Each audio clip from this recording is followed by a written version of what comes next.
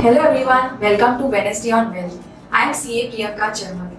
Our today's topic for discussion is regarding Form 26QB. So let's understand what 26QB is. Form 26QB is a return cum payment form wherein in case Section 194IA, that is in case of sale of immovable property is applicable, this form needs to be filled. We also need to make sure that it is submitted within 30 days from the date of the transaction.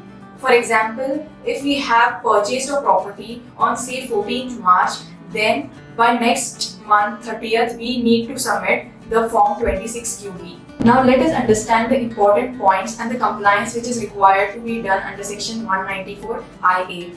So this section is applicable in case we have purchased a property, and in this case we are required to deduct TDS at the rate of 1% on completing this transaction. The second point which we need to understand is that in case we have purchased any agricultural land, then Section 194IA won't be applicable. The third point is that the TDS on sale of immovable property is not applicable in case the transaction value is less than Rs.50 lakhs. So in case the transaction value, for example, is 52 lakhs, then the entire 52 lakhs will be liable for TDS and not just the 2 lakhs. The fourth point is that in case the payment is made in installment, then the TDS is required to be deducted on each installment and not the lump sum amount.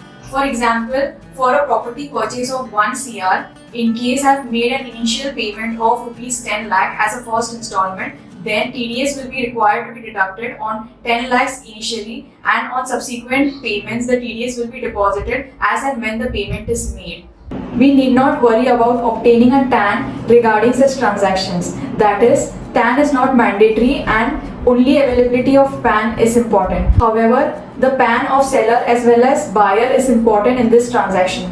The next point is that the buyer is required to deposit the TDS which is deducted within 30 days of the subsequent month from the transaction date. That is, as discussed initially, in case we have entered into a transaction on 14th March, then we require to deposit the TDS by 30th of April. In the seventh point, I would like to discuss that in case there is multiple buyers and sellers, in that case, deductor will have to submit multiple Form 26QB. The next important point which we need to understand here is that after payment of the TDS liability, the buyer is required to submit a Form 16B, that is a TDS certificate, to the seller within 15 days of the completion of the transaction. Now let's discuss the most important point of Section 194IA, that is penalties. So in case we have not deducted the TDS, or we have not issued the Form 16B, or in case we have not filed Form 26QB, then the following penalties will be applicable.